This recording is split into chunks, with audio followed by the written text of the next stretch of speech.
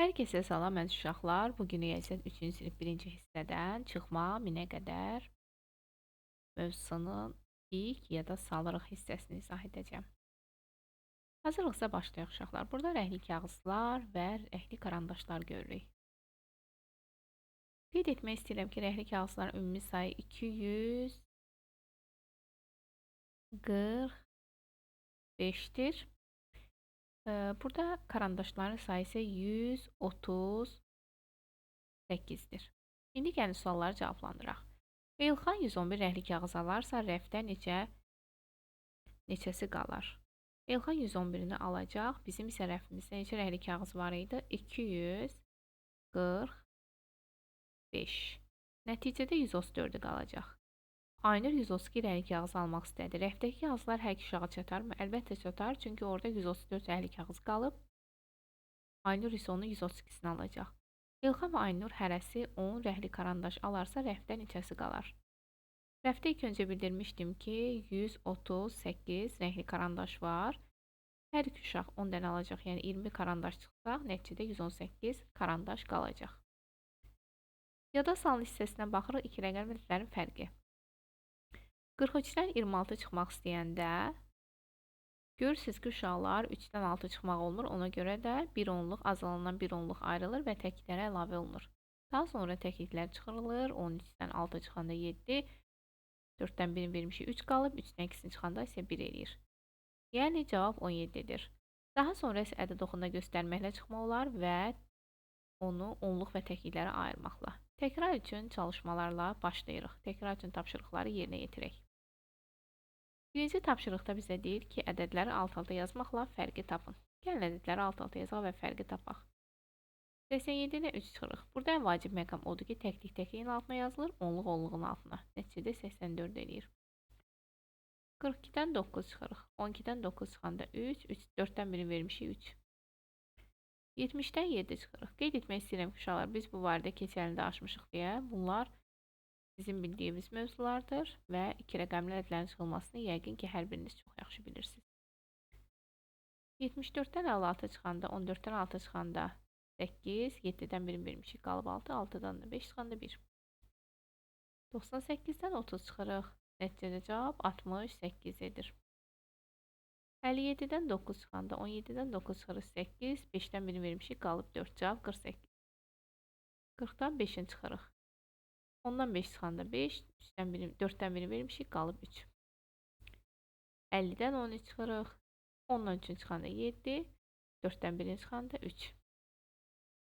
47-dən 27 çıxırıq. 7-dən 7, 0, 4-dən 2, 2. 77-dən 35 çıxırıq. 7-dən 5, 2, 7-dən 3, 4, nəticədə 42 eləyir. 70, 77-dən çıxdıq. 56-dan 8 çıxırıq. 16-dan 8 çıxanda 8, 4. Burada isə 4 qalıb. 90-dan 0 çıxanda təbii ki 90 eləyir. 60-dan 19 çıxırıq. 10-dan 9 çıxanda 1, 5-dən 1 çıxanda isə 4 qalır. 81-dən 55 çıxırıq. 11-dən 5 çıxanda 6, 7-dən 5 çıxanda isə 2 qalır. 92-dən 14 çıxırıq. 12-dən 4 çıxanda 8, 8-dən 1 çıxanda isə 7 qalır. Cavab 78.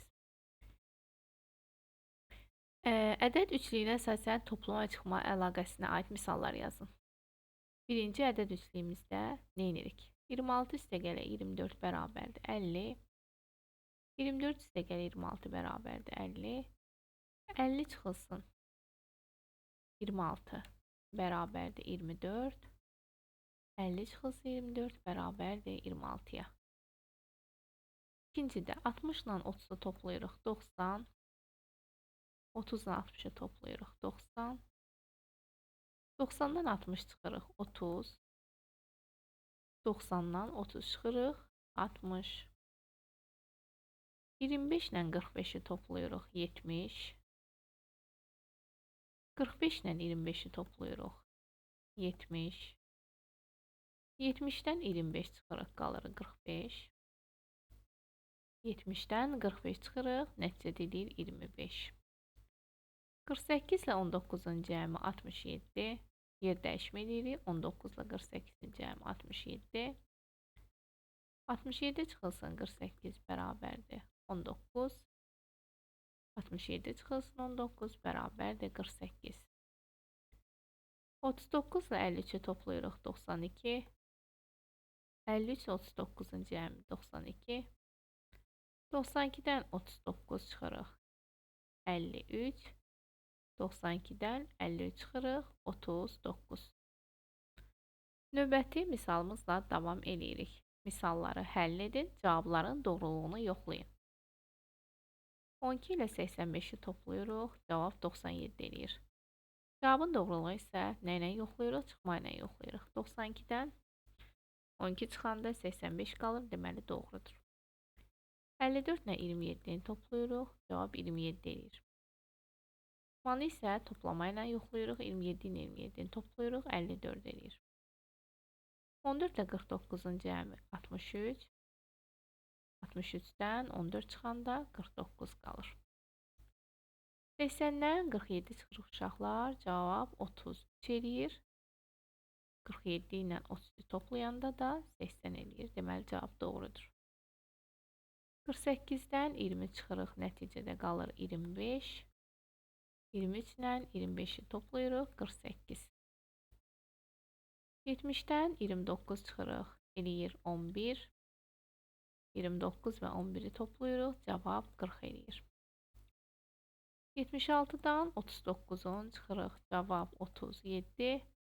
39-dan 37-ni toplayırıq, 76. 57 ilə 28-i toplayırıq, cavab 85. 85-dən 57-ni çıxanda isə 28 eləyir. Ədəd üçlüyünə əsasən məchul ədədin tapılması. Birinci hissədə biz hissə verilməyib onu tapırıq. 62-dən 41-i çıxırıq ki, tapaq ki, orada neçə yazılmalıdır. Əlbəttə ki, 21 eləyir. Digərində isə tamı tapırıq. 38 ilə ona görə 16-nı toplayırıq. Cavab 54 eləyir. Deməli, burada 54 yazılmalıdır. Burada 40-dan 23-ni çıxırıq. Cavab 17. Deməli, birinci hissəmiz də 17 olacaq. Burada da yenə çıxma əməlidir. 17, 37. Nəticə cavab olur 37. Burada da 81-dən 79-u çıxırıq, 2 eləyir. Tərəzinin gözlərini bərabərləşdirmək üçün neçə kub əlavə etmək yaxud götürmək lazımdır. Bir tərəfə baxırıq. 41, digər tərəfdə isə 17-dir. Burada biz nə yazarıq uşaqlar? 41-dən neçə çıxsaq 17 eləyər. Biz bunu tapmalıyıq. Bunun üçün 41-dən 17 çıxırıq. Nəticədə 24 eləyir. Deməli biz bura 24 yazmalıyıq. Və 17 ilə 24-ü toplayanda da 41 eləyir. Bir tərəfdə 33 və 50. 50. 33 üzərinə 2 gəlsə 50 eləyər. Bunu tapmaq üçün 50-dən 33 çıxırıq 17. 33 almaq üçün də 50-dən 17 çıxırıq 33 qalır. 60-dan neçə çıxsaq 22 qalar. Təbii ki 38. 22 neçəni toplayanda 60 eləyir. Əlbəttə ki 38-i. Burada isə ədəddə tərəzinin gözləri bərabərləşib. Sual işarəsinin yerinə hansı ədəd olmalıdır? Yəni hər iki tərəfdə bərabər olmalıdır. Bunu biz necə tapırıq? İlk öncə biz birinci A-ya baxırıq. A-da nə edirik dostlar? 52 və 38-i toplayırıq. Cavab eləyir 90.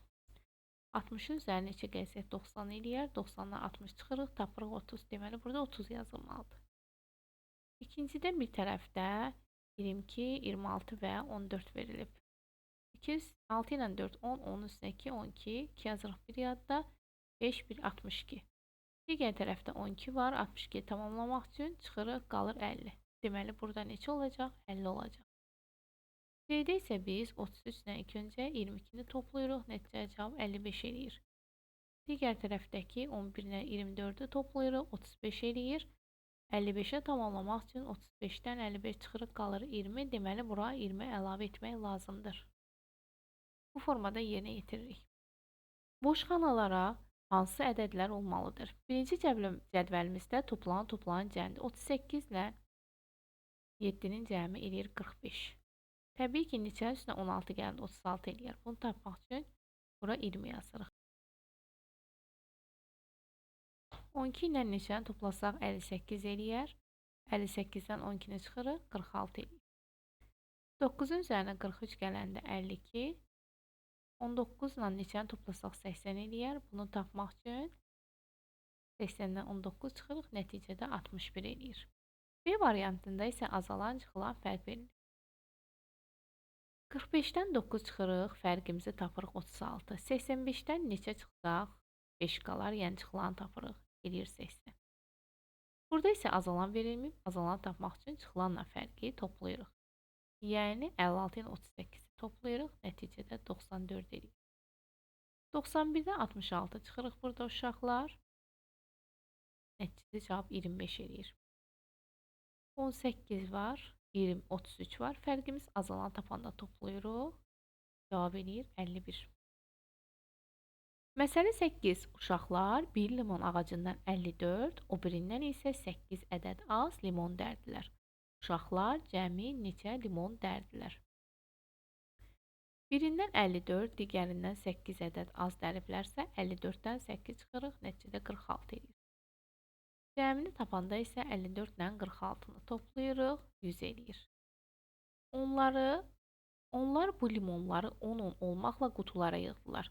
Neçə qutu lazım olacaq? 10, 20, 30, 40, 50, 60, 70, 80, 90, 100.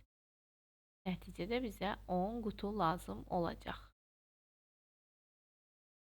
Bayramda sinif otağını bəzəmək üçün 60 şar aldılar. Şarlardan 17-si ağ, 9-u çəhrayı, qalanları isə bənövşəyidir. Neçə bənövşəyi şar aldılar? Məsələnin həllinə uyğun ifadəni seçin və qiymətlərini tapın. Deməli, 17 dənə ağ, 9 dənə çəhrayıdır, qalanlarını isə bilmirik, ümumilikdə isə 60 şardır. Təbii ki, ikinci ifadə buna uyğundur. Neyinirik? 17 ilə 9-u toplayanda dostlar neçə eləyir? 26. 60-dan da 26-sını çıxanda neçə qalır uşaqlar? 34 qalır. Nəticədə 34 çəhrayı şar. Bənövşəyi şarı lazım imiş. Bənövşəyi şar imiş. Bizə burada deyir ki, uyğun ifadələri tapın. Bizim bir ifadəmiz də uyğundur. Burada da biz 67-dən 17 çıxıb, alınan ədəddən 9 çıxanda yenə də cavabımız 34 eləyəcək. Yəni bu iki ifadə məsələ həllinə uyğundur uşaqlar. Bax belə, bugünlük mövzumuz bu qədər. Sizinlə sağollaşıram. Yeni dərslərdə görüşərik. Sağ olun, salamat qalın.